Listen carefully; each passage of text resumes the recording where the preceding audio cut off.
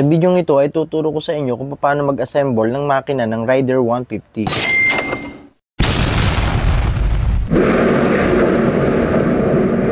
At dito, mas mainam gumamit tayo ng proper tools, gaya ng mga sumusunod: crankshaft puller, torque wrench, clutch hub holder, magneto holder, piston ring installer, valve spring compressor, at syempre mga socket wrench.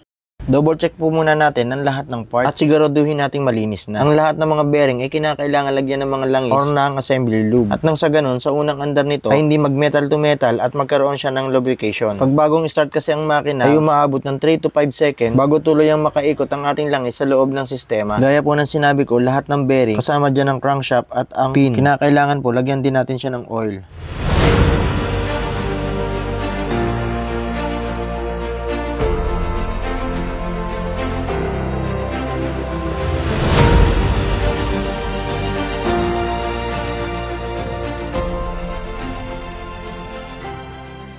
At dito, gagamit na tayo ng crankshaft puller. Sa ganitong paraan, hindi na natin siya kailangan initan at lalong hindi na natin kailangan paluin. Dahil ang ating crankshaft ay napakaselan, kinakailangan maipasok natin siya nang nasa align. At dahil kung mawala ito sa tamang balanse, ay magiging malakas ang vibration ng inyong makina. And then next, ikabit naman natin ay ang kickstart stopper. Ganito ang tamang pwesto nito. Ang maliit ay sa ilalim, at ang malaki naman ay sa taas. At lagyan natin ng thread lock para siguradong hindi siya luluwag. At pagkatapos nyan, higpitan natin ng 10 Nm gamit ang torque wrench. And then next naman natin is itong kickstart. Pasok natin yung washer and then yung spring. Make sure na pinapasok natin yung spring dito sa butas na to. And next, isunod naman natin is yung spacer nya. Sunod naman natin, lagyan natin ng assembly lube or oil at ikabit nyo na. At kapag nakabit na po ito, ilagay naman natin ang spring at ang gear. Make sure na yung gear na kinabit natin is nakatutok dito. Hindi pwedeng dito, hindi rin pwede dito. At dapat dito lang siya nakatutok. Yan, dapat po ay dyan. At dahil kung mali ang kabit nito, ay mapupuwersa ang spring at magiging sanhi ng pagsira nito. At pagkatapos ikutin natin ng pakaliwa hanggang sa pumasok po yung gear. Pero tatanggalin ko po muna ang kickstart assembly para mas madali nyo makita ang pagkakabit ng mga gears. At wag po natin kalilimutan lagyan ng assembly lube or ng oil ang ating mga bearings. At pagkatapos ay kabit na natin ang ating transmission assembly. Ganito po ang pwesto niyan at kailangan sabay po sila ipapasok. Dahan-dahanin nyo lang at siguraduhin nyo na nakashoot na doon sa kanyang bearing. At kapag nasalpak na, kabit naman natin ang mga gear shift ports. At itong dalawa na 52,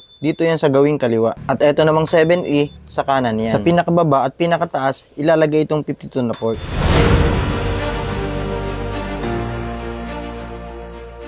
At ito namang 7E, dito yan sa gitna. And then, ang next natin is yung gear shift cam. Simple lang ang pagkakabit nito, isusuksok lang natin siya dito. Sa pinakababa at pinakataas nyo rin ipapasok itong dalawang port.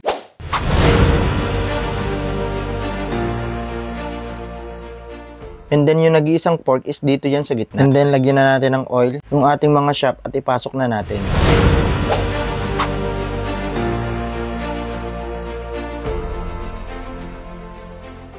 At ang next naman natin na ikakabit ay itong balancer. Kasunod naman nito ay ang balancer gear. At dito, wag po natin kalilimutan ang marking na ito.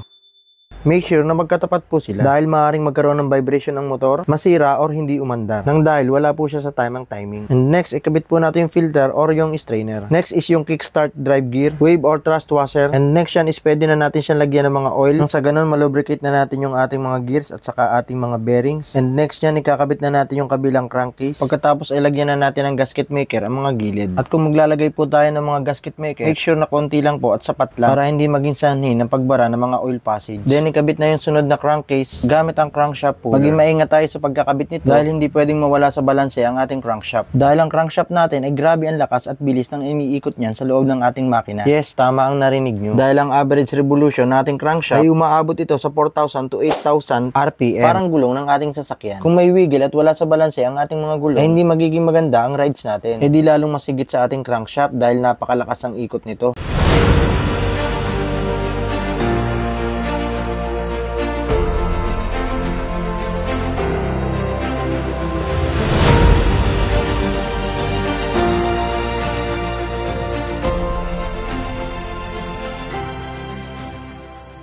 Ayon sa ating service manual, ang mga bolts sa ating engine, lalo na dito sa ating crankcase, ay kailangan higpitan ng 10 Nm. At dito ay kinakabit na natin ang ating gear switch indicator. At huwag natin kakalimutan yung kanyang o-ring. Siguraduhin natin na nakasalpak mabuti bago natin higpitan ang kanyang mga bolts. Next, itong ating sprocket space. Huwag kalilimutan na may guhit ay nasa ilalim. Next ay ang oil seal retainer. Huwag kakalimutan higpitan ito ng 10 Nm. Next ay ang ating timing chain guide. Ilagay sa ilalim yung washer, then yung timing chain guide. At sunod na natin yung bolt at higpitan natin ng 14 Newton meter. Then ang ikabit naman natin ay ang timing chain. Next ay ang magneto kasabay ang starter gear. Then higpitan ang nut ng 80 Newton meter gamit ang torque wrench.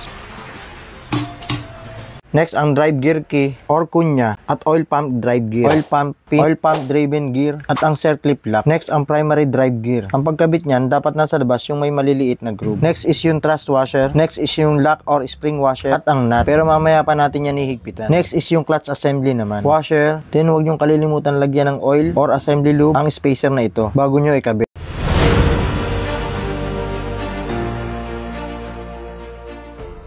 Next is yung thrust washer, clutch hub. Next is yung lock washer pero ipantay nyo doon sa clutch hub.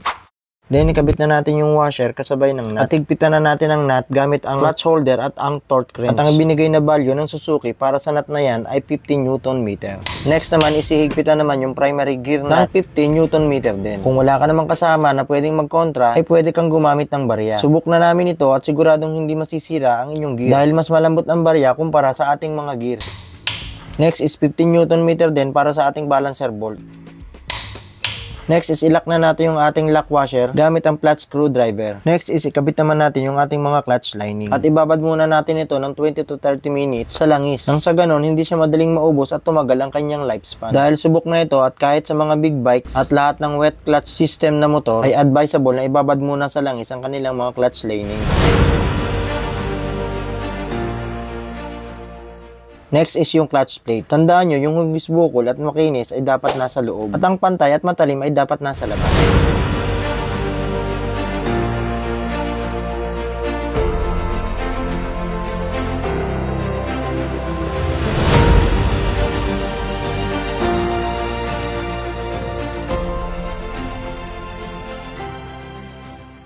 Palaging tatandaan na mauuna yung washer bago yung ating stick bearing. At nang sa ganun, hindi madaling masira itong ating plate. And then, ang next naman ito ay ang clutch spring naman ang susunod nating ikakabit. 5 piraso po yan. And next is kabitan naman natin siya ng bolt. At ang panghigpit po nito ay hindi masyadong sobra. At ang tamang higpit po nito ay 8 Newton meter lang.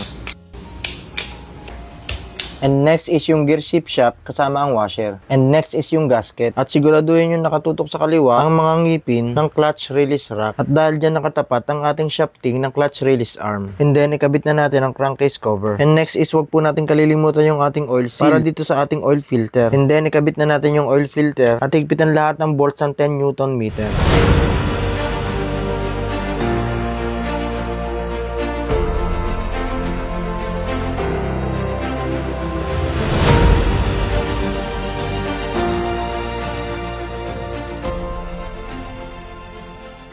At pagkatapos nga po sa ating clutch side, ito naman po tayo sa magneto side. Huwag po natin kalilimutan itong strainer dahil ito po ang magsasala ng mga dumi. Ikabit naman natin yung starter reduction gear. Gaya ng dati, huwag natin kalilimutan i-lubricate ito. At ikabit na natin yung shafting at saka yung spacer niya. And next is yung magneto gasket dito sa ating crankcase left side. At pagkatapos niyan, ikabit natin ang ating crankcase cover or magneto cover. Higpitan din natin siya katulad ng kabilang crankcase ng 10 Newton meter.